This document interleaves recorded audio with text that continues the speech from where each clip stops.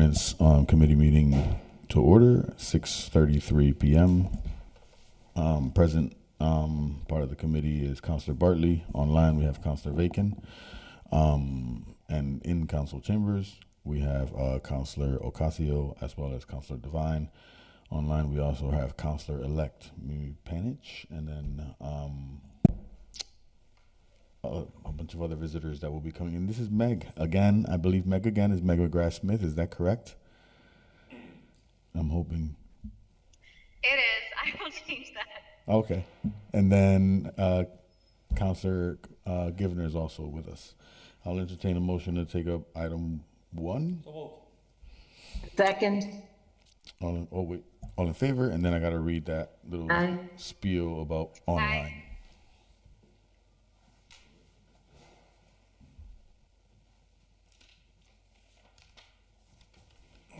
Yes, I'll entertain a motion to take a roll call vote that for the purposes of this meeting would be applicable to all motions to receive, to refer items to committee, remove items from the table, place items on the table, package items together, comply with items, or suspend the rules, unless there is an objection.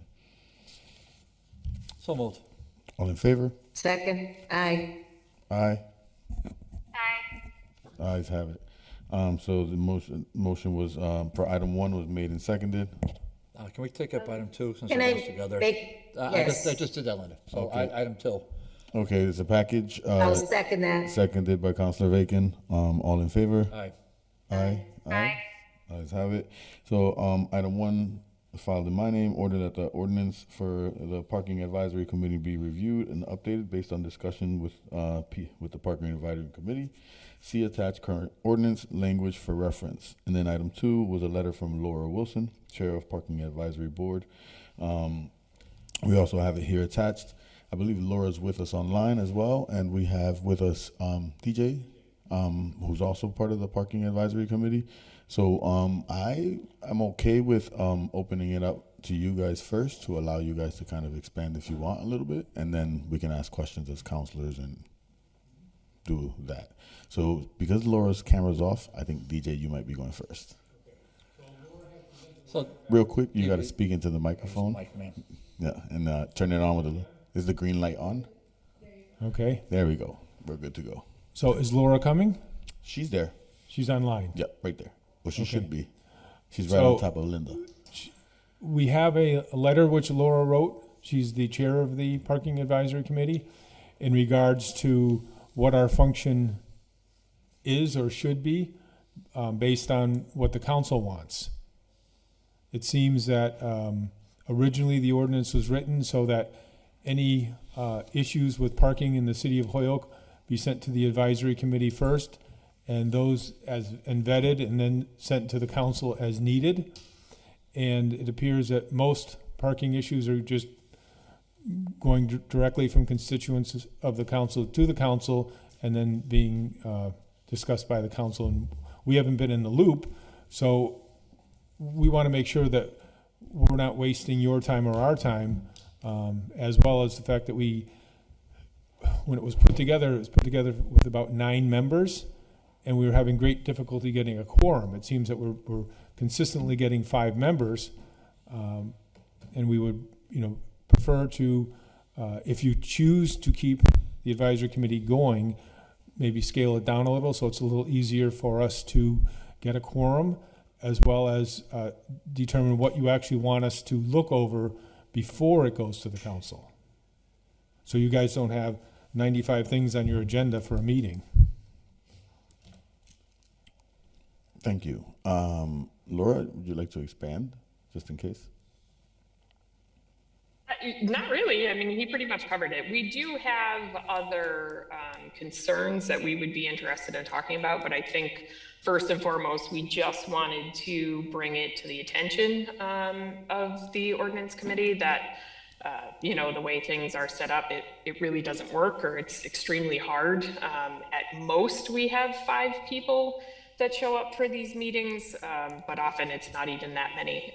And again, as DJ said, I think the first and foremost, we would want to know if the council is even interested in referring things to us or not. So as a starting point, at least, those two incidences are what we would like to talk about.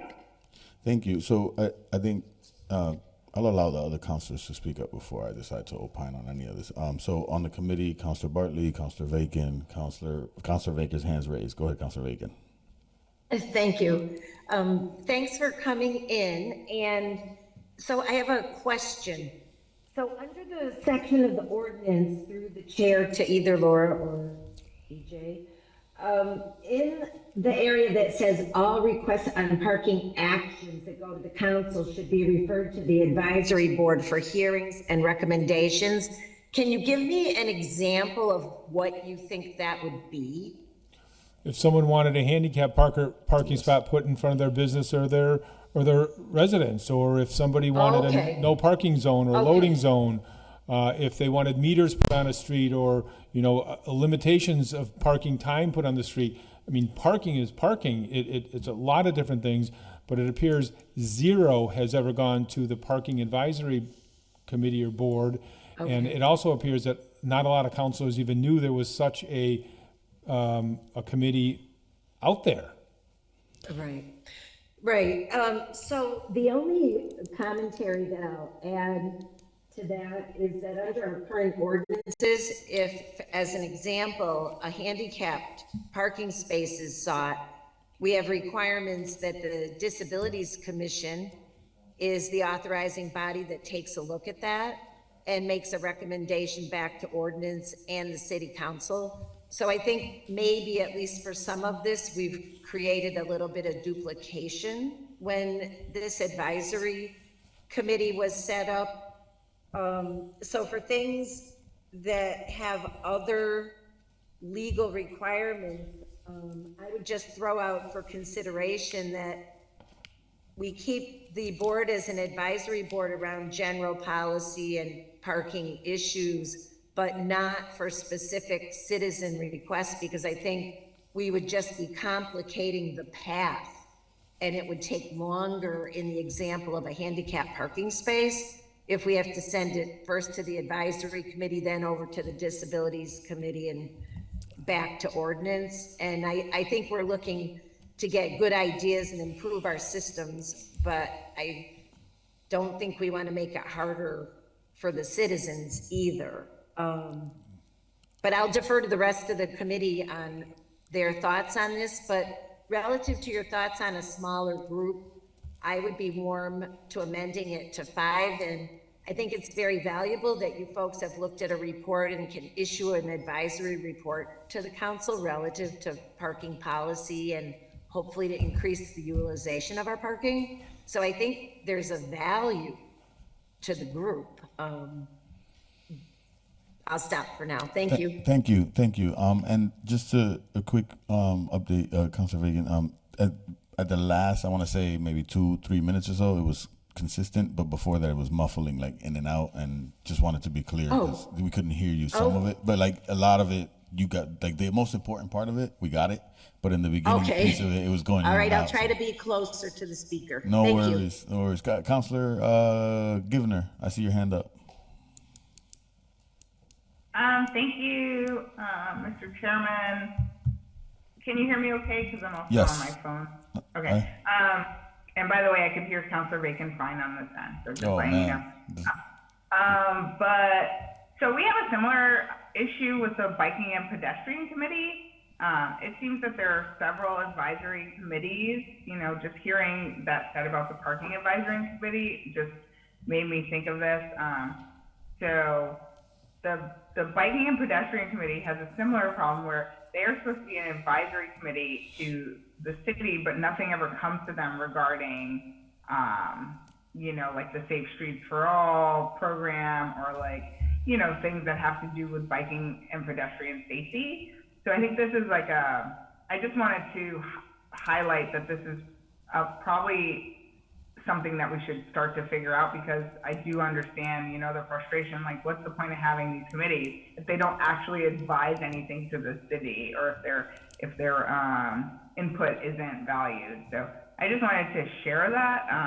I have been working with the Biking and Pedestrian Committee on some things that will involve some of the grants coming in for street safety and speed management, but it's a something that I think should be addressed somehow. Probably not here right now, but yeah, if we're gonna have advisory committees, we should figure out a way to actually incorporate them into a system so that their input is actually used, because they do a lot of work that's valuable, and they do studies and they create reports, but if nobody's reading them or taking them into account, what's the point? So I just wanted to share that. Thanks. Thank you, Councilor Givner. Councilor McGrath-Smith. Thank you so much. And through the chair to DJ O'Connor, if we could, I'd love to just hear a little bit about the history of this group. When was it started? And was there a specific issue that there was a reason to coalesce around, and then that issue, was completed, but the group continued? So truthfully, we actually asked, it's section 86-91 Pickering Advisory Board. No one could tell us actually when it was put in as an ordinance by the city council, and none of the current city councilors even knew about it. So does it go back 20 years, 30 years? We're not really sure. What we started to do was based on the parking study that was done for the downtown area over the last 4 or 5 years. That's when we really started to work through the city council and through the mayor and to get involved. But nothing ever came to us other than that study that was done for us to look at and digest and talk about, and talk to the consultants and say what was positive, what was negative, what would work, what wouldn't work. Other than that, nothing ever came to us. No one ever asked us our opinions or asked us to vet anything.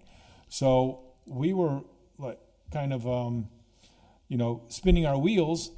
Some of us were showing up every single time, which is time out of our day, and other people weren't showing up. We would have a quorum sometimes and not others.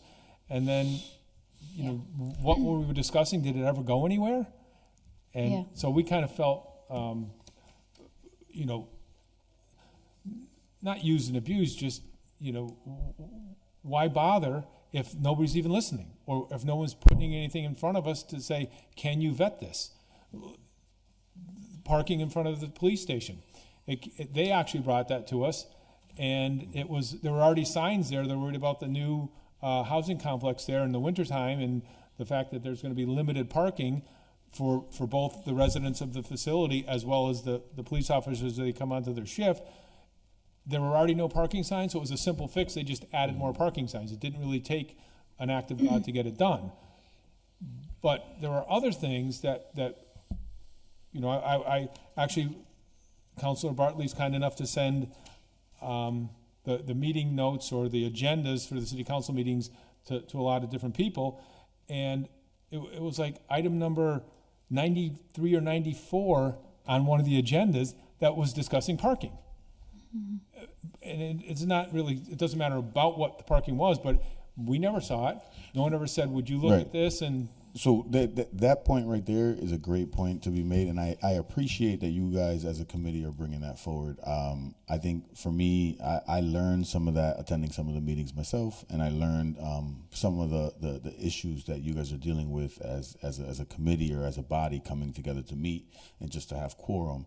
I think with that being said, I believe that most counselors or all counselors, and there could be others that don't agree, but we believe that parking is important, and it's not that we don't value the opinion and that we don't value the work that has been done or that should be done.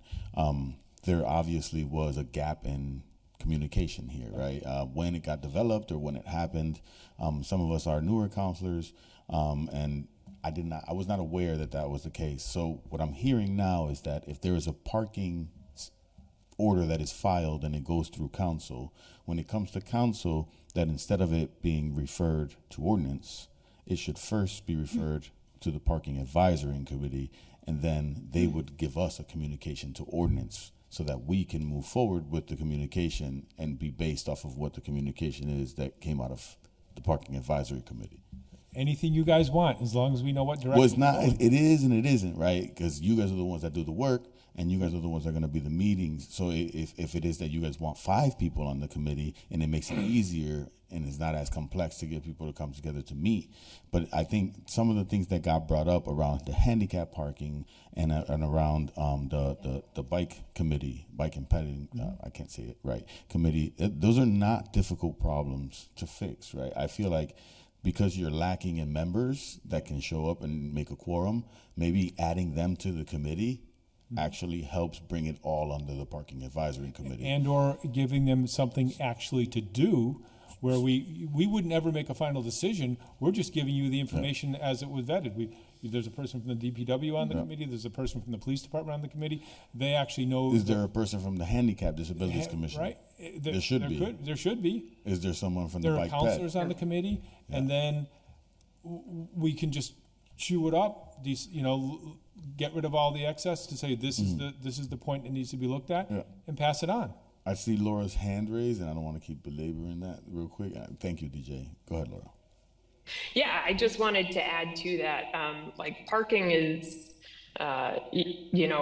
it's not centralized in one place. So I handle all of the appeals and people's complaints about the parking, because the appeals start in my office. So there are a lot of issues that are raised that I feel like only I am privy to, and then it gets, handed off to the solicitor's office for appeals.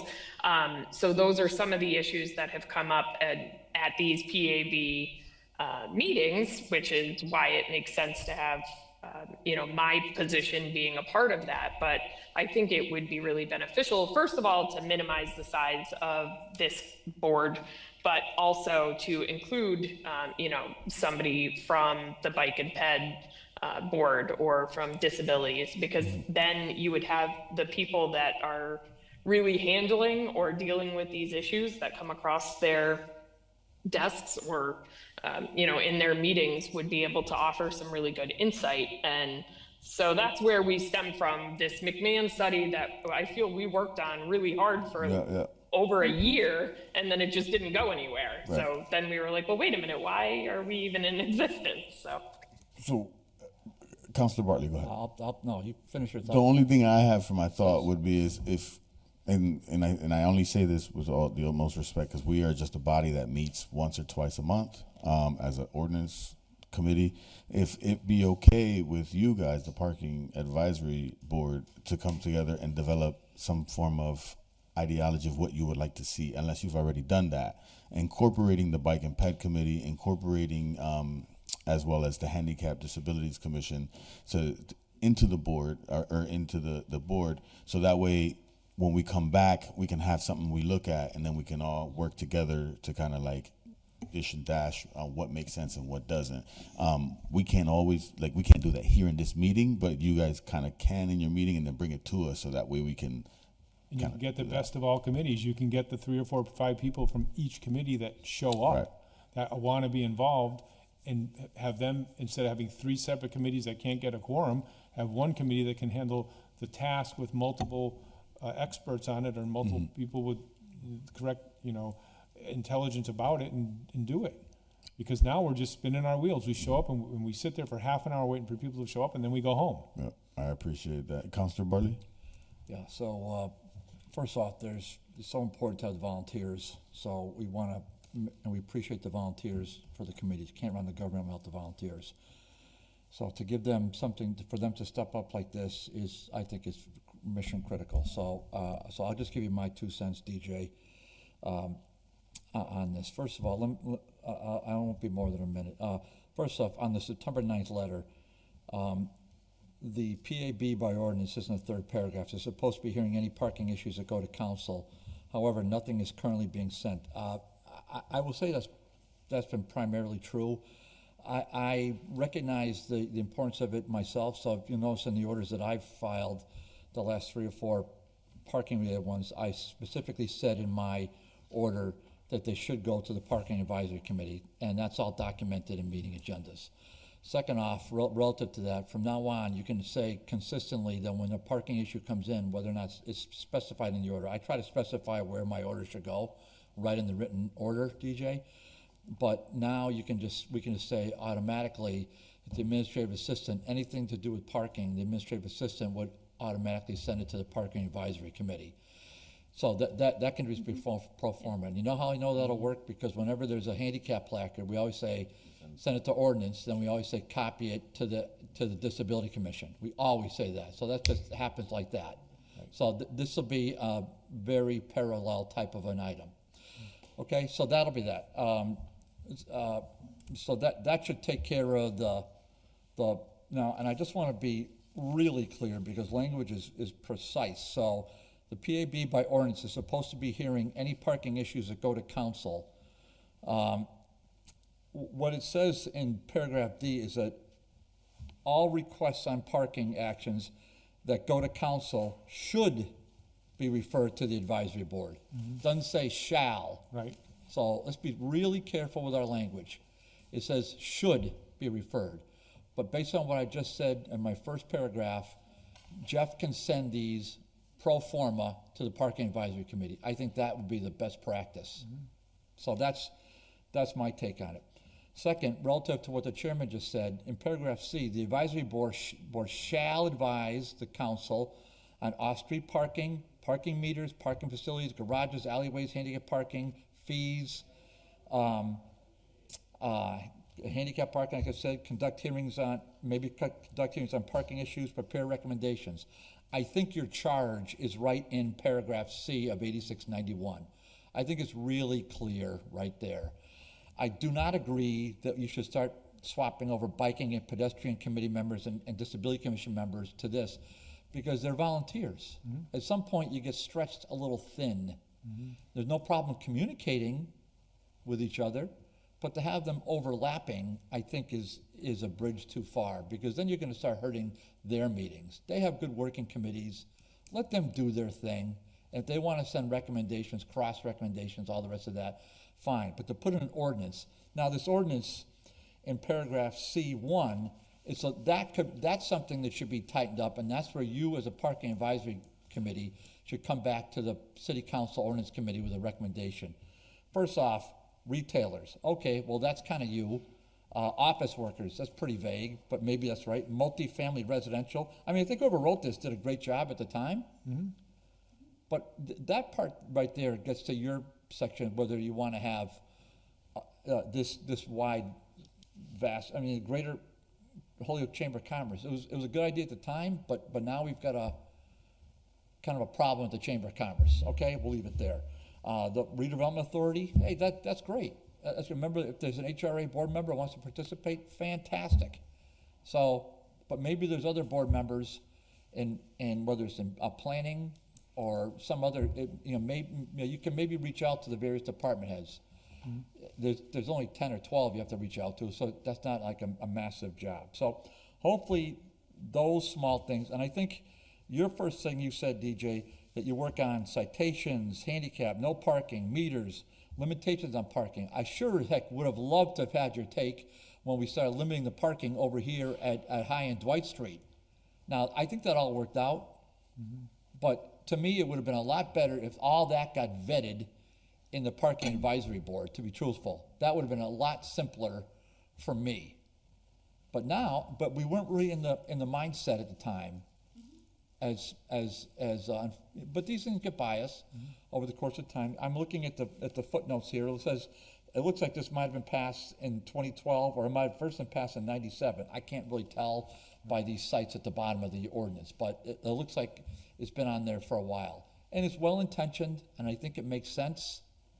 But I think most of the work is done. It's in here. I think all of it reads very well, except for C1. And I think C1 kind of goes into what you're talking about, getting a quorum and getting the right people to come by, and maybe that should be updated somehow, some way, and maybe your committee can come back to ordinance with a recommendation. I think the letter from Laura is great. I think it hits all the highlights.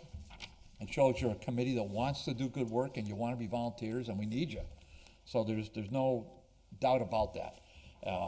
And then. I mean, the only thing you don't talk about, and what this doesn't talk about is is the collection of the revenue.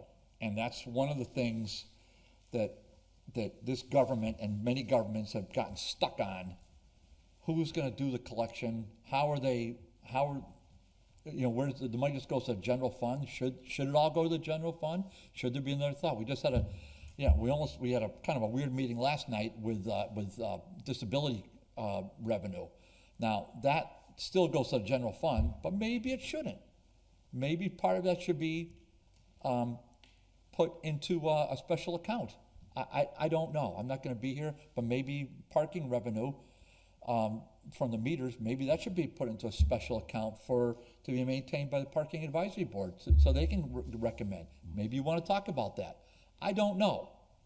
But those are some of the things that you, as a board, should consider, and I hope that helps. It does. Thank you. Thank you. Anyone else? Councilor McGrath-Smith. Thank you, Chair. I'm not sure that I agree with the direction of combining committees, because I think that volunteers are willing to volunteer if there's a clear purpose, and the more people you add together, the more muddied the purpose is. I think the question is there a purpose for this committee to continue? Yeah. And I think if we're not clear about what we think that purpose is, the committee will effectively cease to exist by lack of quorum. Mm-hmm. It will just stop meeting because it can't. So I guess I have two thoughts. One around if it makes sense for us to have I'm agreeing with folks who have said that it might make sense for us to have the handicapped placards and spaces go instead to the Parking Advisory Committee rather than coming to ordinance. It could instead simply be a recommendation that comes with all of the forms done, and then this body approves the language that's in the legal form, although that's similar to what's happening now. But it could be a place where folks can go to have those discussions and conversations and concerns. The other thing I wonder about is the reality is that there's a push to be able to house effectively, re-bring into being all of the apartments that used to be downtown, particularly on High Street, but also in Appleton, right? All of these streets where these buildings used to be, apartments, and right now maybe there's a business on the first floor, but the second, third, and fourth floor above it have been vacant in many cases since the 30s and 40s. So examples of that are like the Rights Block project that's currently in motion. And I think we're going to continue to see more of that. And I think that is going to put pressure on us figuring out parking downtown in a way that we haven't had to in a long time. Mm-hmm. If we actually are able to be successful with what we're working on as a city. So it's hard because right now, I don't know if there's a clear purpose. Mm-hmm. But I think that there will be a need for a parking commission as we continue to expand the number of people who are living downtown. Agreed. Councilor Bartley? Yeah, just two things. One is I think what we talked about earlier, the handicap stuff and anything parking related, including handicap, should simultaneously be sent to ordinance and the Parking Advisory Commission. I think that makes sense. Mm-hmm. So I would not want it, and it's by law. So this body and the city council has to approve it by law. That's an ordinance, whether we approve them or not. I have no problem whatsoever, and it says it right in the ordinance as written that it should already go to the Parking Advisory Board. It says it right there. And in terms of the purpose, I think there's a tremendous purpose for your board. I just think the ignorance of this council is that we forgot about it. But I have no idea what was just being said. The purpose is what you described and what's written specifically in the ordinance. There's a great purpose for the Parking Advisory Committee. I think you're absolutely needed. I think it possibly could be expanded, as I indicated, relative to the collection of revenue and who the vendors are. There should be input. That should be part of your charge. So who's doing that? How are you reviewing? Do you want to review the contracts? Mm-hmm. To me, that would be, and then you can send recommendations to the city council. I think that's stuff that you guys, as a parking advisory committee, should be thinking about and expanding your charge. But to say, to question whether or not there's in my opinion, there's absolutely a purpose. No question about it. Now that it's really made clear by you coming in here proactively and saying, hey, we want to do work. So to me, I think it's very helpful that you're here, and I want you to know that you're valued and the committee's valued. It was my ignorance, and not just me, every member of this body, completely ignorant. But once I got educated, I started filing orders specifically referring stuff to you. So now that's got to be, and Jeff is always on point. So Jeff will make sure the stuff, anything parking related, goes right to you guys. You meet regularly, then just file a communication to the clerk and get it to Jeff for the next agenda, and then it'll get sent to ordinance. And that should be your process. Thank you. Councilor Reagan? Thank you, Mr. Chairman. So I think the thing that we have to be a little bit careful about here as we're looking at this ordinance is we also have an ordinance for the Disabilities Commission. And right now, that commission is the one that goes out and does the site visits and makes the determination relative to the constituent request for a handicap parking space. The process for that has been generally through the ward counselor to ordinance copied to the Disabilities Commission. So I think there may be a little bit of conflict in the language in this ordinance and the language in that one, so I think we should take a look at it.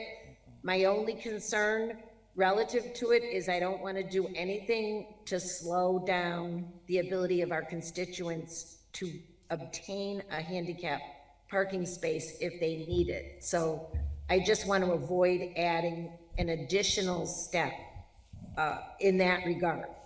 So I would just ask that that be considered as we're looking at this, and that we might want to leave the handicap parking with the Disabilities Commission. It's been working pretty well, and we've set up a pretty good system for keeping the list current and everything recently. So I would just throw that out there, hoping it will be considered. Thank you.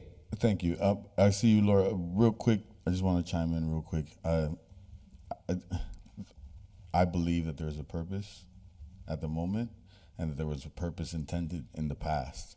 There is a lot of gaps, right, because of the ignorance, as mentioned before, with regards to the council, not just this council, the council since the existence of this. We've been swinging and missing, right, with regards to parking, providing parking that's ample and effective for people, and also bringing in revenue around parking, and then capitalizing on the revenue that comes in on parking too as well.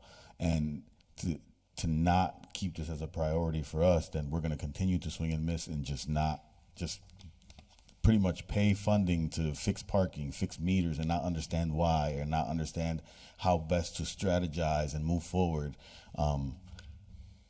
In regarding, for me, and this is just my opinion, again, organizationally, it's all parking. Everything should just fall under parking.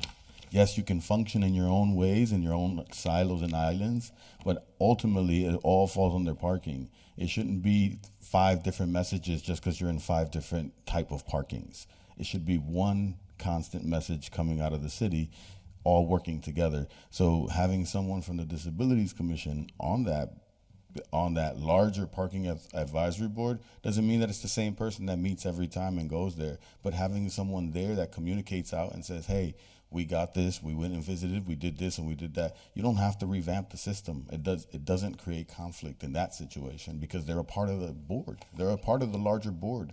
So they're just reporting back to the parking board. We approved this, we went this and we did that, and then the parking board sent it to us.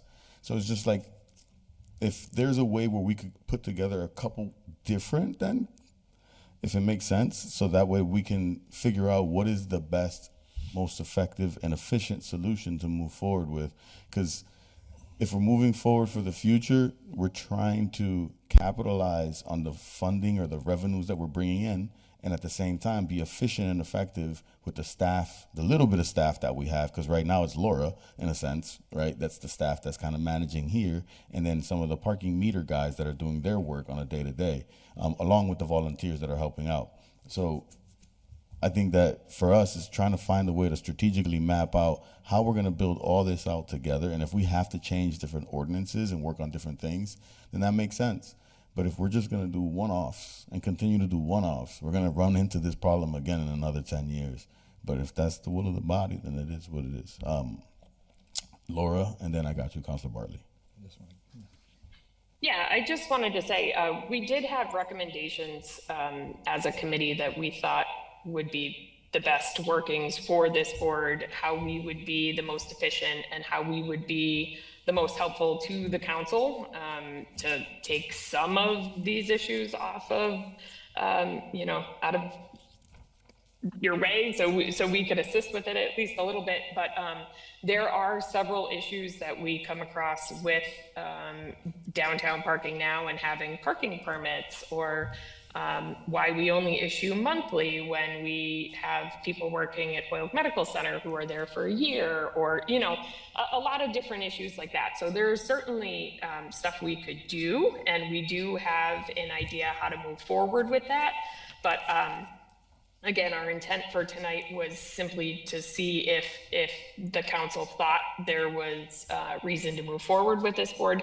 But we do have a meeting set up for early December to talk about what happened here tonight. And so we do have recommendations that we think would be helpful if the council thinks that that would be helpful to them. Thank you, Councilor. Yeah, I just to your point, Councilor Rivera, I think the thing's moving forward. I think if you want to put in the bike person or the handicap, you can add them in as ex officio members, so they get the communication. So that'll cover that part. I think the matter's complied with. I think what I said to DG will follow up, I know Laura will, come back with, after you read this, it's not that lengthy. It says it right in here, what Laura just said, parking garages, that is in your purview. You just have to figure out a way to communicate and my suggestion is get it to Jeff, get it to Brenna, add it to an agenda, and be a regular communication on the city council agendas. There you go. That's not super hard, but somebody's got to tell you how to do that. And I would get with Jeff and have Jeff go to one of your meetings and let him try to best understand it.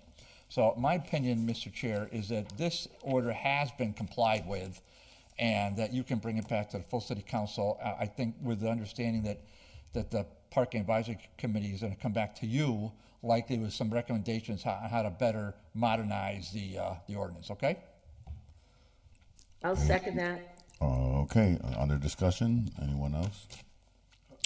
Just one of the ahead, really real quick. important things, as Laura put in the letter dated September 5th, is that the number of persons on the Parking Advisory Board is not manageable because we can't get the people to show up.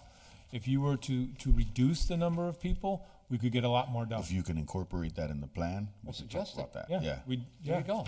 yeah. We can- We can't write the ordinance, but we suggest that the ordinance be changed from being 9 members to being 3 to 5. And who should they be? We'll specify what you want. Yeah. That's what Okay. we want you to do. So that's what we'll do in December. Yeah. Yep. At our December meeting, if it's okay with Laura, who is our chair, we will, we'll write a suggestion of how the ordinance should be and give you, based on what we found Yes. as members of the Parking Advisory Board, what would work best to be able to move things through. And then you'll know we're there, and we go back and forth. And You then have from something there- that right, you want vetted, exactly. we'll vet it. We have something that needs vetted, we'll give it to you. That works. All right? Thank you. Sounds good. So on the motion that the order is complied with, really appreciate you guys coming in and explaining and trying to figure out how to solve this quick little problem that we got going on that's been going on for quite some time. Well said. Yes. So on the motion, Councilor Bartley, Yes, sir. Councilor Bacon, Yes, Councilor Jenny Rivera, Yes. Councilor McGrath Smith, No. Councilor Israel Rivera, yes. 3-1 or 4-1. 4-1. I'm off. It passes to full council. You gonna start on that side next time or what? You keep sitting on this side of the room. Didn't you promise you would do that? I did. I just used to it. I'm right-handed. Yeah, I'm a southpaw. That's probably why I'm thinking that way. You said that last time too. I'm a southpaw. Item 3 off the table, please. Okay. Second. So all in favor? Aye.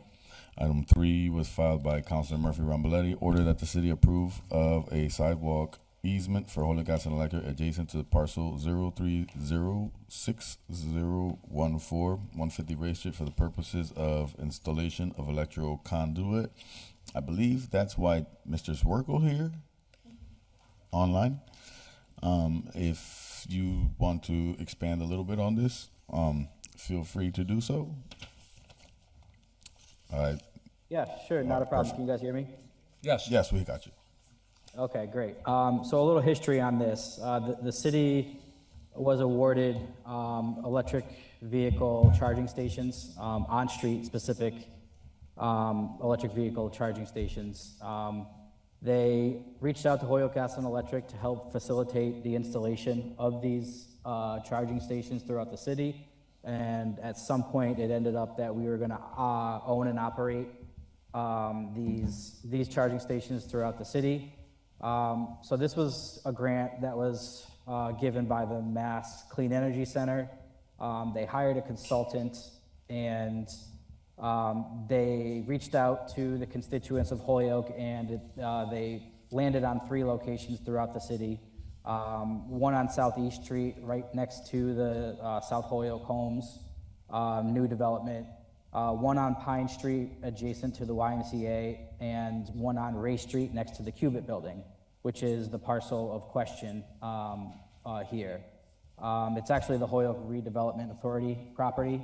We have an existing utility pole on that property, and they would like to install an electric vehicle charging station on the sidewalk right near that pole. It's about 5 feet from the pole.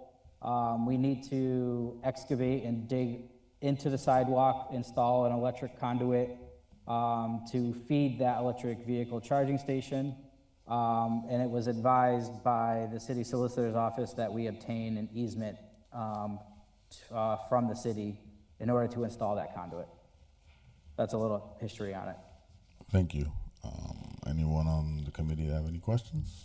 Councilor Bartley? Yeah, first off, that's really important background.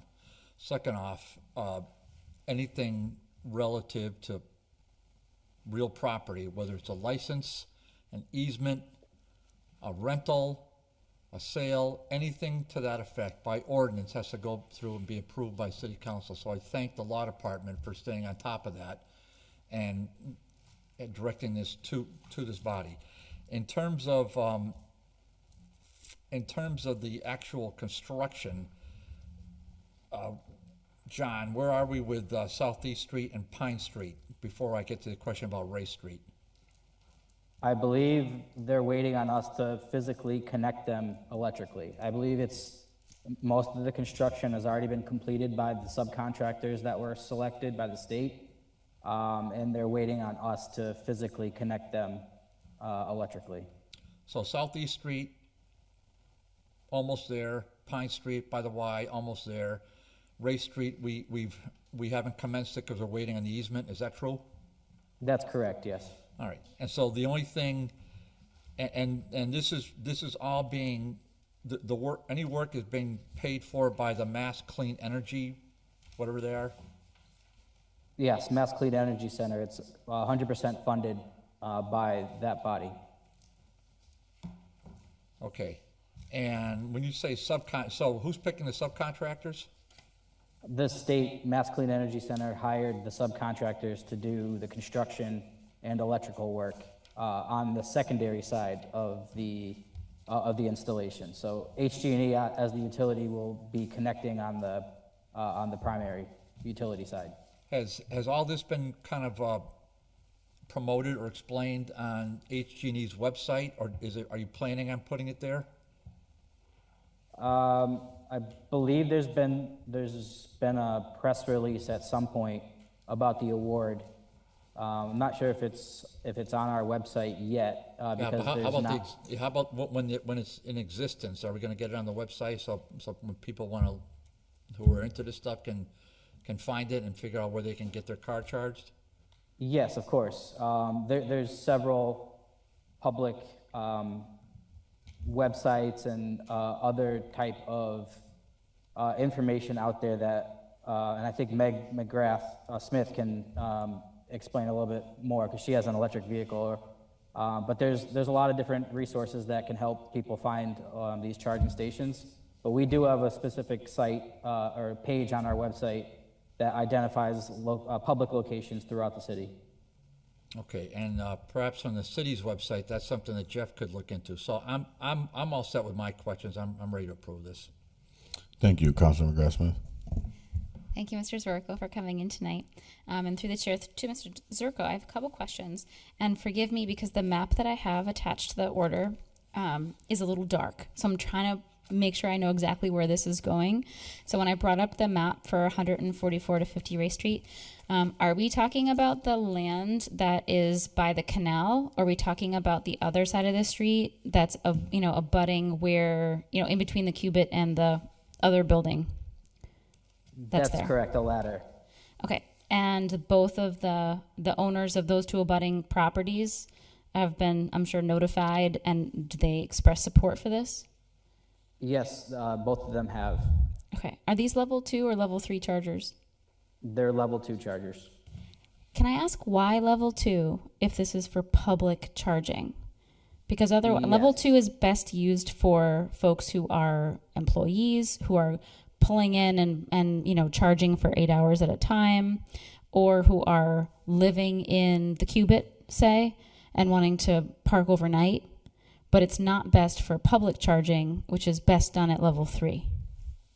Yes, I completely agree. The primary reason for this grant that was awarded to the city was for on-street parking locations. So it was a challenge that the state found to find locations, or it was a challenge for residential customers that only had on-street parking available to them to charge their cars. So this grant is specific to that reason, to try to mitigate these types of challenges to on-street charging for residential customers. So it was really one meant for customers in an EJ, environmental justice areas, and two, because those customers are the hardest, one to reach, and two to I guess they don't normally have driveways where they could park in to install their own chargers. So the on-street parking is really the only ones that's available to them. So that's a major reason why these sites were selected specifically for the residential application versus the commercial, the business, the people who come to work there throughout the day. Thank you. What's the third party that you're working with? Who will be the charging company?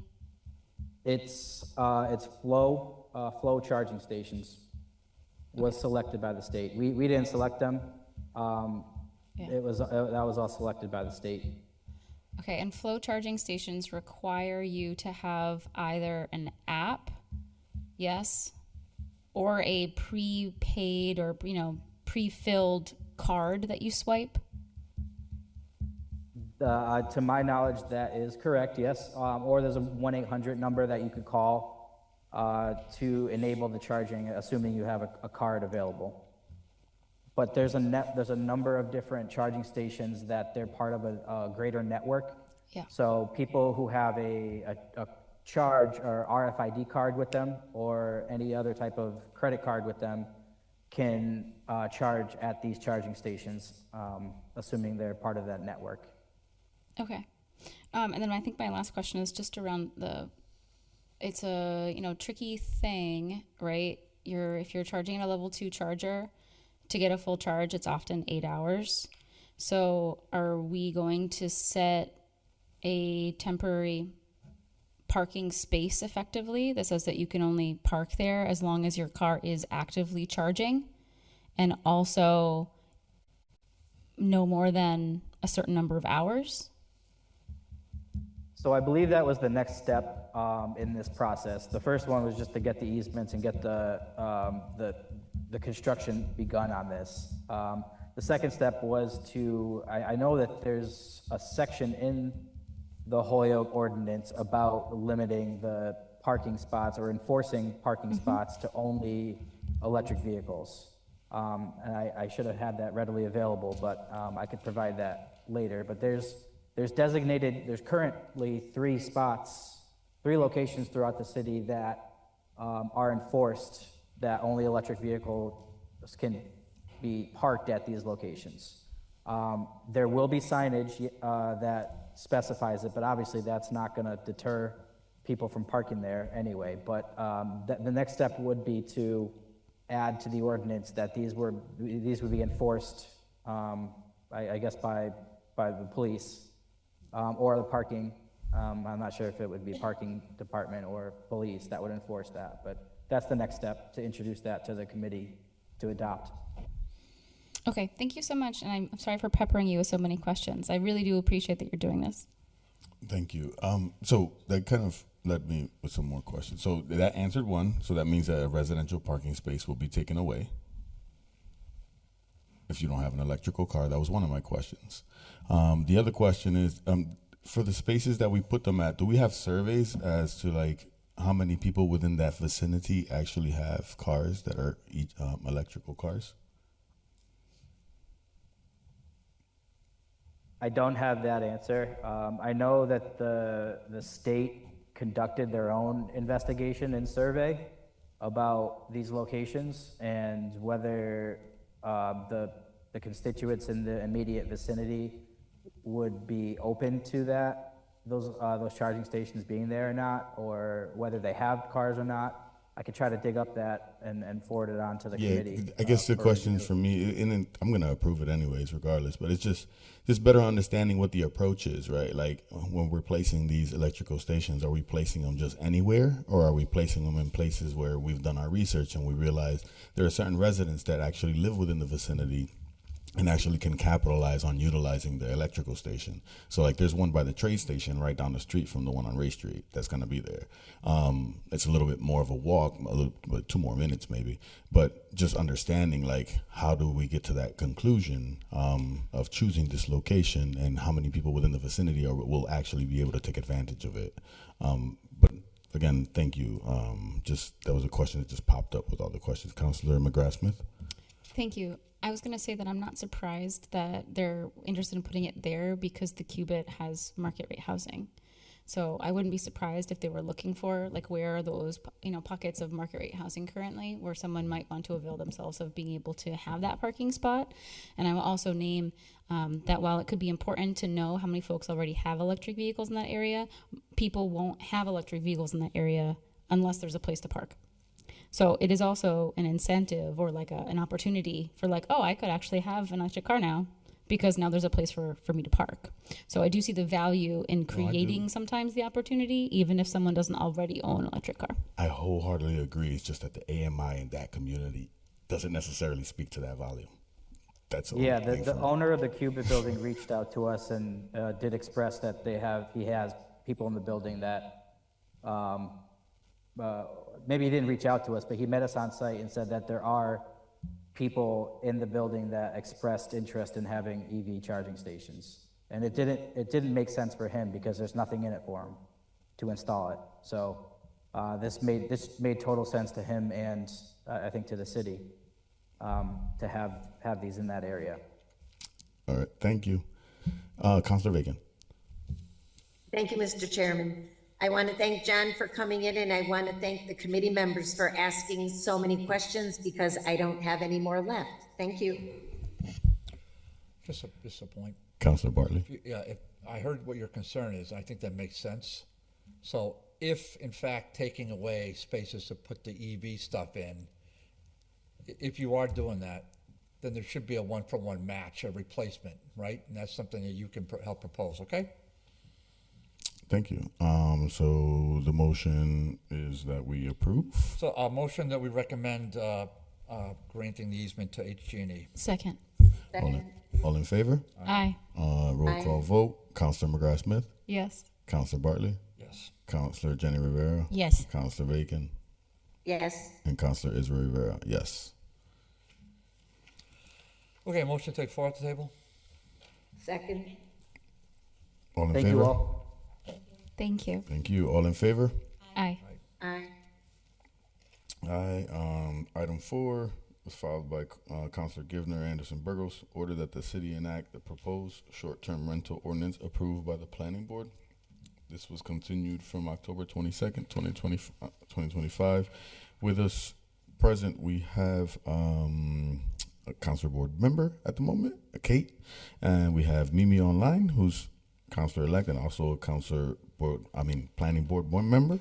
Also Lauren Niles, and then there's Councilor Givner who filed the order. So I'll start with Councilor Givner because she filed the order, and then we can pass it on to the planning board members.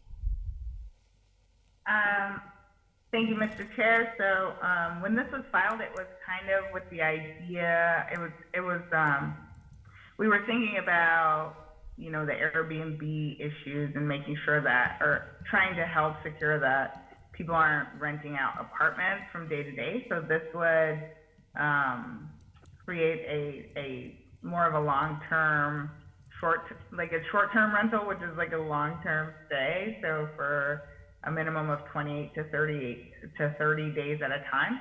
So that was my understanding with it. We were really looking at trying to curb too much Airbnb overnight stays in Holyoke to help, keep rent relatively reasonable. So that was the idea, I think. Thank you, and then I'll pass it over to Kate if you want to come. Okay, Mimi and Laura. Okay. So then Mimi and Lauren, we're passing it over to you guys. Okay, so let me start this sad, long saga. This has been before us for quite some time. And we were, when it came to us, very sensitive to the complex issues involved. And obviously, we don't want too many Airbnbs operating in the city. We also don't want to completely choke off what for some people is a valuable second income stream. It creates tax revenue. It's not a bad thing if there are responsible managers who are keeping the potential problems in check. So the first thing that happened was that we did a ton of research. And I just want to acknowledge the amount of work that both staff and Lauren Niles, who's here with us tonight, and who is also the incoming planning board chair, so you all will get to know her. But these folks put together a working group, and they did a tremendous amount of work looking at how communities all over the country, and in fact, to some extent globally, have been managing this problem. Because there are cities where basically they've had to ban Airbnbs entirely because residents are being evicted from their own cities. So we got to it early, we thought, and you have in front of you a legal form that I'm sure you've looked at and you've seen is pretty complex. It classifies different kinds of dwellings that could be Airbnbs. It rules some of them out entirely. It creates a licensing regime. It caps the number of licenses, at least for the initial period where this is kind of an experiment for us. So after quite a while, we had an ordinance that we thought was ready to go to legal form. And by that time, the working group had consulted with our building commissioner, who I see is here tonight, and I think they had consulted extensively with building staff as well. And we began to hear that the state was working on this. And at the same time, we started to have actual legislation coming down from our friends on Beacon Hill with respect to things like ADUs. And the ADUs were plainly being legislated the way they were being legislated to allow for more permanent housing for people who really resided here. So, we incorporated that guidance into it. We sent it to legal form, and we basically signed off on the draft. And at that point, there was a gap where I think that we assumed it was being sent over to the Ordinance Committee, and it was just somewhere in the process. because, we did not, I think we may have sent over a recommendation, but we did not actually see the legal form for a while. And then I think about the time where we would have been looking for it, we got a note from the building commissioner who said, hey, we just got a whole new pile of material from the state, and we have to rewrite the whole damn thing. And by that time, there were procedural issues because we had closed our hearing. We were done with the draft. We were ready to send it to you. But it was not apparently something that was actually ready for you guys to enact.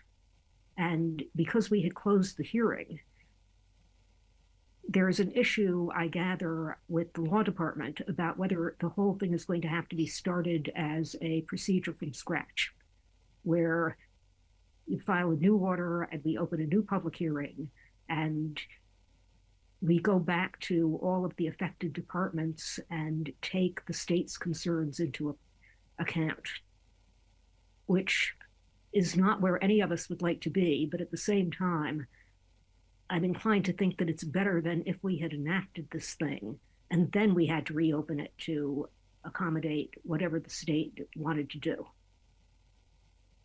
So that's where we are tonight. I do still think that this is a very solid draft. There are a lot of complexities to it.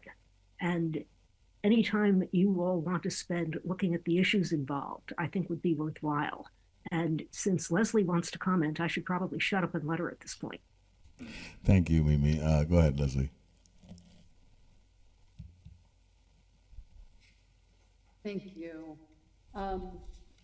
Thank you very much for everyone that had a hand in drafting this legal form and meeting and doing all of the research and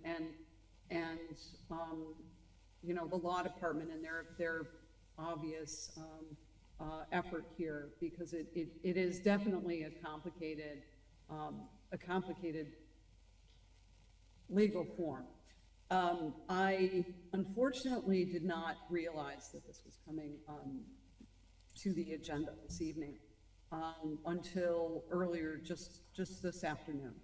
But I did have a chance to thoroughly review this, and even with everything that has gone on and all of the changes that the state has come and hit us with this, I do only see a couple of things that may need to be altered in the form that I read today, to accommodate the building code and our responsibilities in the building department to make all of this legal. And so I do have just a couple of things that need to be altered.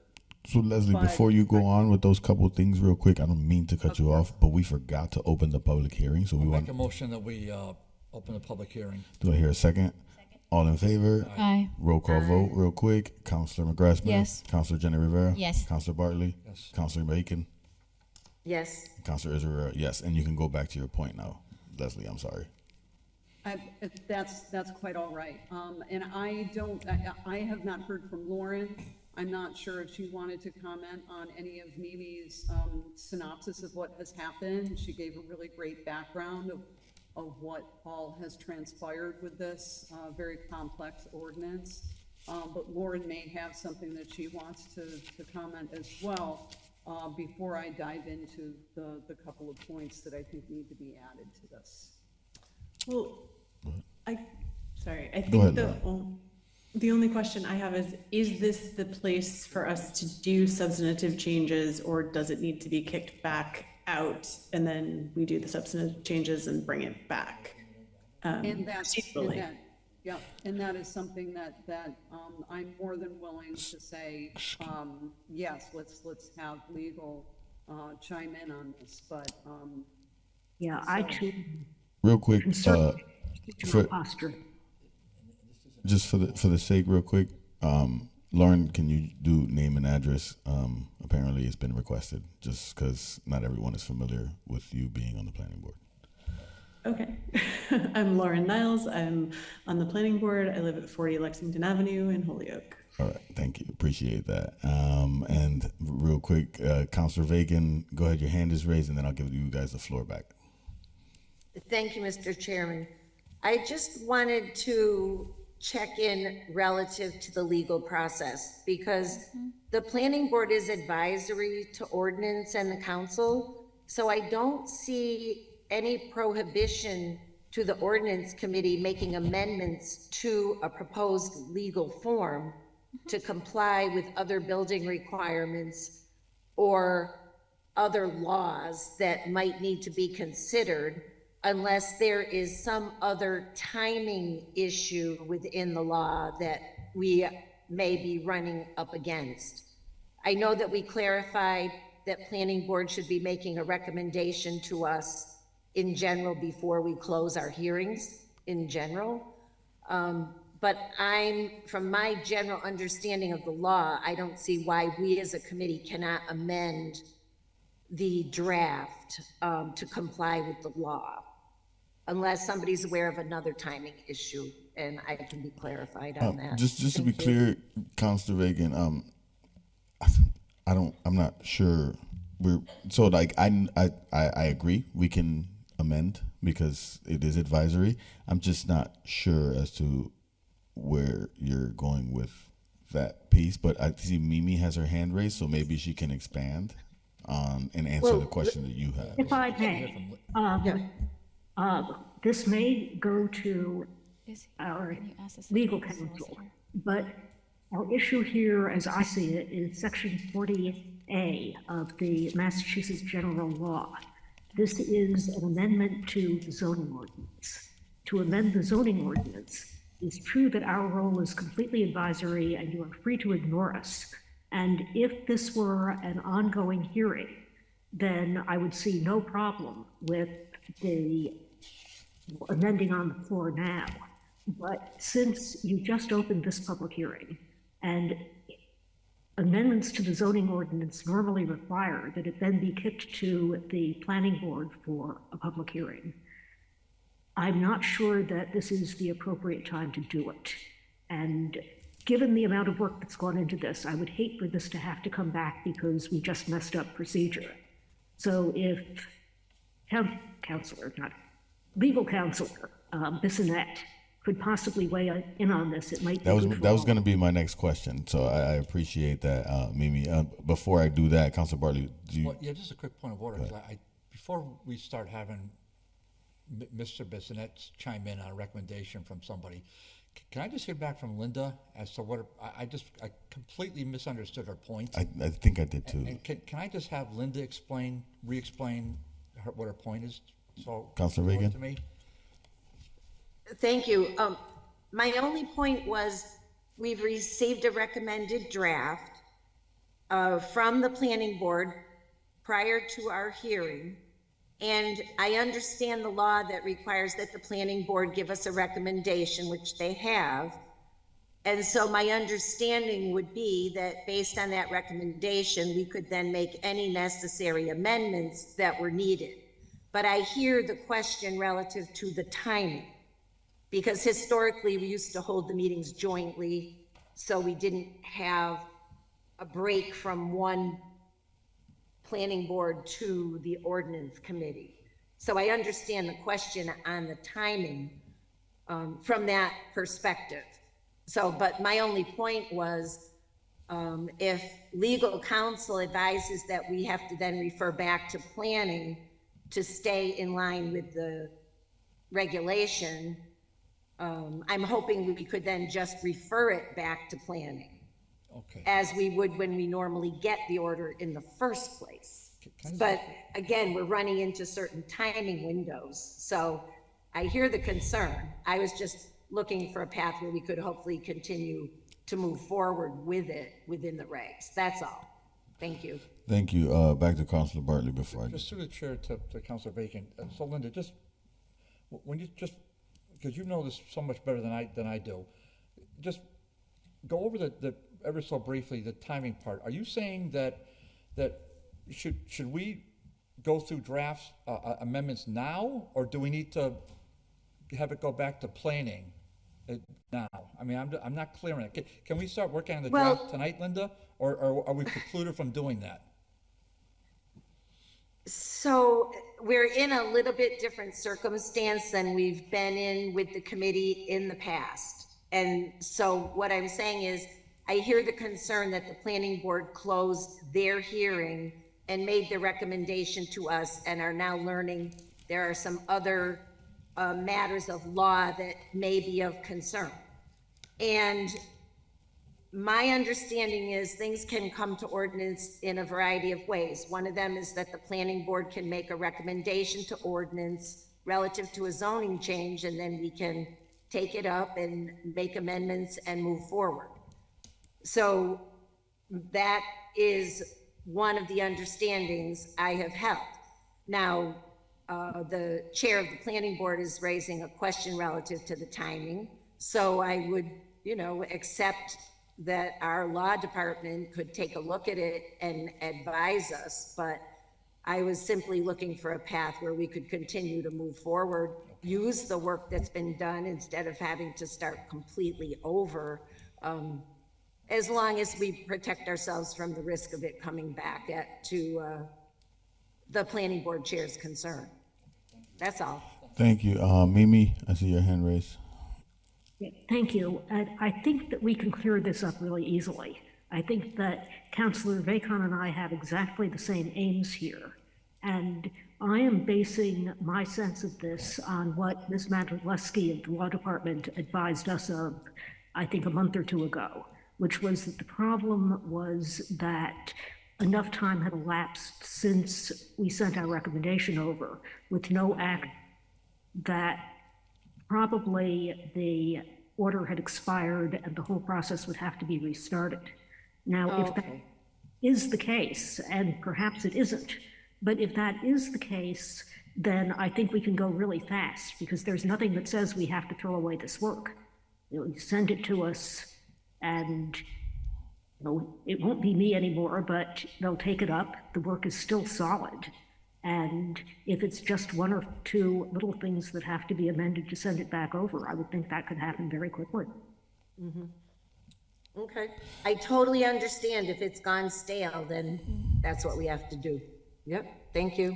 Thank you. And I see Davin Passick's hand raised.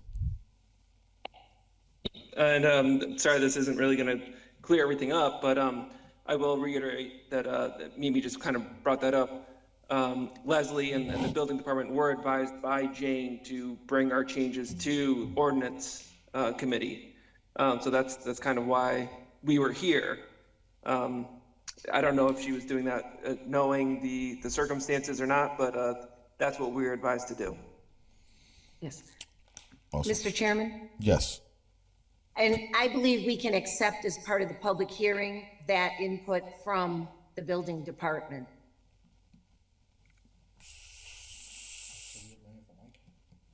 Real quick though, Linda, Councilor Vacon, you believe that we can accept it, so that's part of, we're incorporating that in part of the public hearing, that's what you're saying? Yeah. Okay. Yes. Thank you.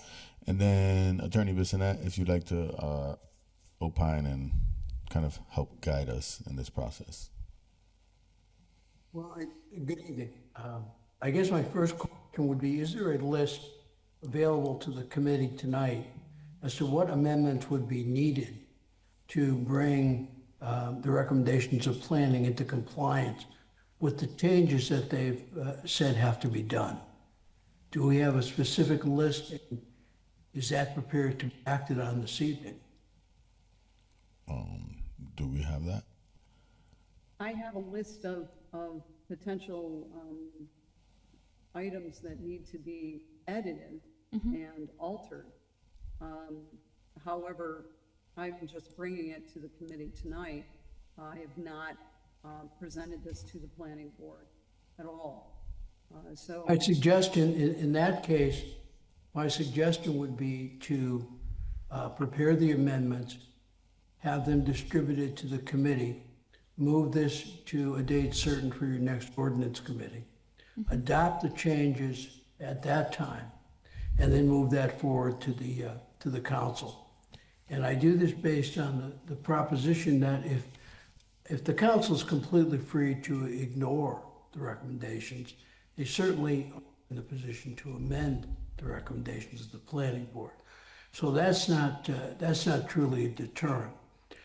If we do run into a timing issue, then what we wind up with is a clean document to begin the process again. So as Councilor-elect Panish points out, boom, boom. The 2 years that it took the planning board to get here, the 2 months it took CC to get it to ordinance, maybe that can be shortened to 2 weeks come January. So that is where I would suggest you leave off tonight, is to get those changes agended up for the next meeting and move it to that date certain in December. So that means we'll be postponing the public hearing today or closing it and then? No, I would not To a date close it. certain. Okay, all right then, perfect. Jeff, we have another date, right, for ordinance, December, what? December 3rd. Exciting. Quick question. Yes, Councilor What was Martin. that date? We'll get back to in a second. I just want to ask a question to the chair. So it sounds to me like are we going to accept the rating recommendations now from the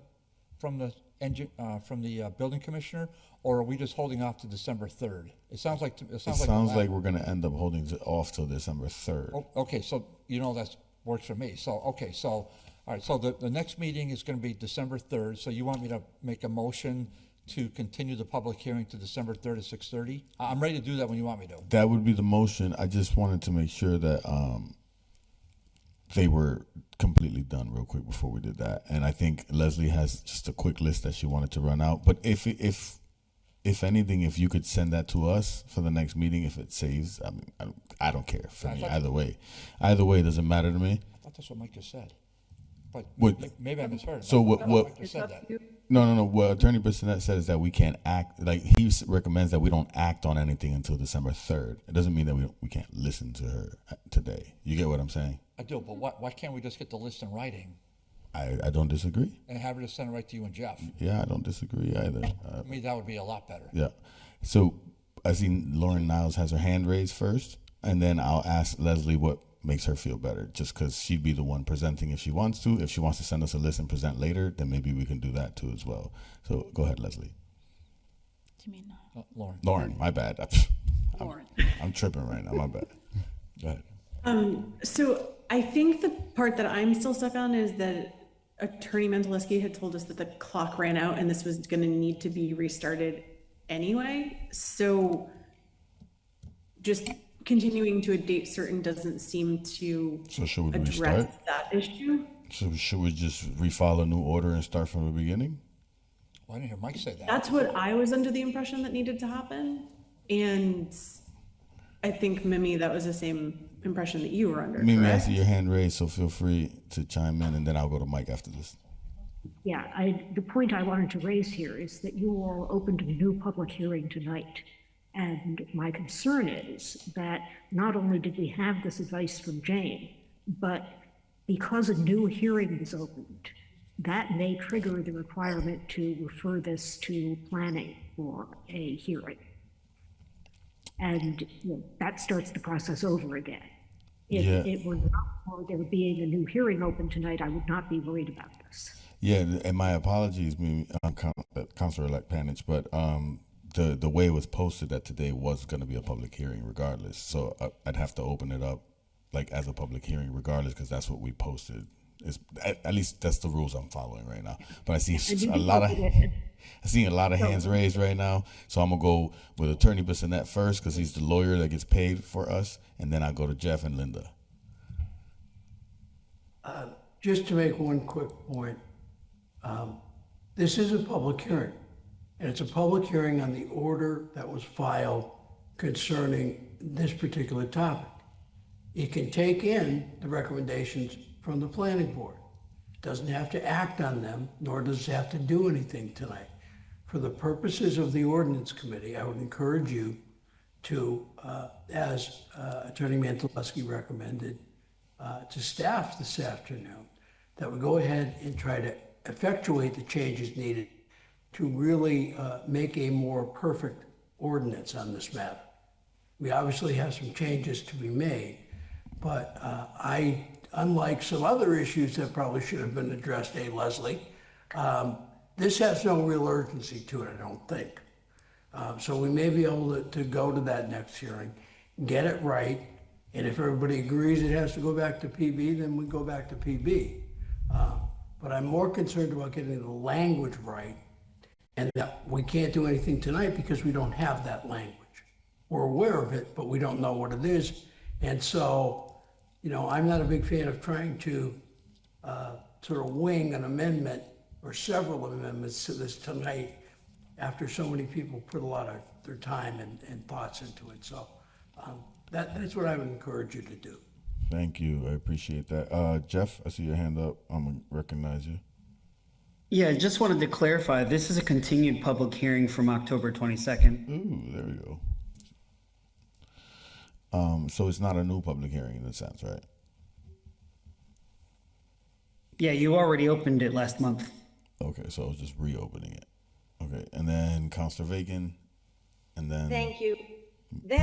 That was the point that I was going to make, that we opened the public hearing on 10/22, and in the ordinance, when we receive an order to open a public hearing, we're supposed to refer it to the planning board within 14 days. So that's where we're stuck in the timing problem here. So the question is, now we've exceeded, on the one side, the 65 days. Now on this side, we've exceeded the 14 days. So I understand what Attorney Monteleschi is saying relative to all of the timing problems. So it seems to me we can still take in the information, but we are going to have to start the process to do it correctly over, because we're out of compliance on both ends of the law. So then should we close the public hearing? So yeah, I guess that's going to be my question to the planning board and I guess city solicitor Bissonnette, if that's the case, right? Like, should we just close this public hearing, someone refile the order, and we just start the process from the beginning? Because I keep hearing that as a recommendation or as like a situation that it sounds like we have no choice. And if that's the case, if that's the easiest thing to move this forward, that might make the most sense. But I would like to make a collective decision, not just say, hey, can we make that motion and just make it happen? So if that's something that the planning board is cool with, granted that nobody's cool with wanting to put something back when they put in a lot of work with it. But ideally, we're kind of in a sticky situation due to timing, it sounds like. But I'll entertain that. Leslie, looks like you want to say something. Lauren's hand has been up. I mean, yeah, but I saw her come forward. They're both up. Yeah, I saw Leslie come forward. But go ahead, Lauren. You go first. Your hand was actually up first. Yeah, I was just going to say, it seems to me like it makes sense to have the order refiled, because I have a feeling that if we have the working committee meet together again with building and zoning, we will be able to clean this up and get you one version that makes a lot of sense and is ready for you to take in and really decide on whether you want to send it over to city council. But at least then all of us will be aligned. Perfect. Thank you. And Leslie? Ditto. Okay, there we go. That's two. Okay. And then Jeff, just for clarification, your hand is raised again. You're trying to Yeah, it's a new one, because I wanted to clarify too that when the council first received this and it was referred to ordinance, I knew that the usual process was to send it over to planning too, but I reached out to the law department because I was unfamiliar with the process when it's a recommendation already coming from the planning board. And the advice that I got was the planning board had already done their work and now it was on the ordinance committee to do its work. Okay. So that's thank you for that. So I guess the motion we're going to move with is that we're going to close the public hearing, is that somebody's going to file the order again. You can file in my name if you want. I have no issues with that. And we'll restart the process. You guys continue to do the work in the background when we get to that point. to present it to us, and then we'll vote it forward to full council, and then Councilor Bartley has his hand So raised. when you say, just talking to you, so when you say restart the process, you mean to say, because I'm sorry I'm ignorant with all this, you mean to say that once you file the order for the first meeting in December, we would refer it to Ordinance Committee and we refer it to the Planning Board, and the Planning Board would do its thing and circle back to this body within the legal time frame. That is my That's what you're saying. that is my understanding of the process. All right, so then I'll make the motion that, well, what do we, Lauren, you got a question real quick? All I was gonna say is the good news is that we'll be able to come back to you real fast. All right, So we won't be here again. Thank you. Thank you. okay, so just. Councilor Bartley. excuse- I'll make a motion that we close the public hearing. Do I hear a Second. All in favor? Aye. Aye. Roll call vote. Councilor Jenny Rivera? Yes. Councilor Bacon? Yes. Councilor McGrath Smith? Yes. Councilor Bartley? Yes. Councilor Israel Rivera? Yes. All right. And so I'll make a motion that we refer this back to the full city council to do whatever we have to do for December 3rd. And, okay? All right, do I hear a second? All in favor? Aye. Aye. Roll call Aye. vote. Councilor Bacon? Yes. Councilor McGrath Smith? Yes. Councilor Bartley? Yes. Councilor Jenny Rivera? Yes. And Councilor Israel Rivera? Yes. And just point of order, what I meant by that was, because that was very inartful, we're just sending it back with no recommendation, so Jeff could just write that on the, okay, because there's really nothing to do. And then my last motion is, I think we're adjourning. I think there might be one or two items that we want to clear up, but that's quick. Let me see. real well- quick. If anyone has to leave, it's cool too. It's just cleaning up, throwing some things out. I think there's an item 24 I see right here off the rip where it says, Just point of order, it's just that when it's not, I know it's on the agenda, Mr. Chair, I get it, but when it's laid on the table, yeah, I know I'm not prepared to talk about anything else beyond this, so I'm just, because I put, just for your edification, I put a tremendous amount of time into this ordinance, reviewing this and going through all my notes. number 24? No, I was going to say. What was number 3? Okay, It's trying to be number 4, the short-term rental. I put a No, tremendous amount of time. I'd be honest with you. Some of this is just trying to clean out the jacket, Well- because it's the end of the term, but it's going to get cleaned out anyway. So Can we put on the next, if you just have to clean up, can we just put on the next agenda? that's fine. And if you want to take it up tonight, that's, you have that, could you have control of the committee? No, we can put But it on. I'm gonna check out if you don't mind. Real quick, Councilor Devine. Yeah, item 24 was filed by myself and Juan Anderson Burgos, and that was done. It's already been painted, everything. On my agenda, item 24 is Jenny Rivera, but I think the one you're talking about is item 25. It's do not, okay. Yep, do not block the Do not box. block the box at West Franklin and North Ham Street. That was done. Okay, you want to take that, I'll make a motion to take it off the table. Yep. Second. All in favor? Aye. Item 25 was followed by Councilor Devine and Anderson Burgos. Order that do not block the box be painted on Northampton Street and West Franklin Street. I'll make a motion that we refer this to city council as being complied with. Second. All in favor? Aye. Aye.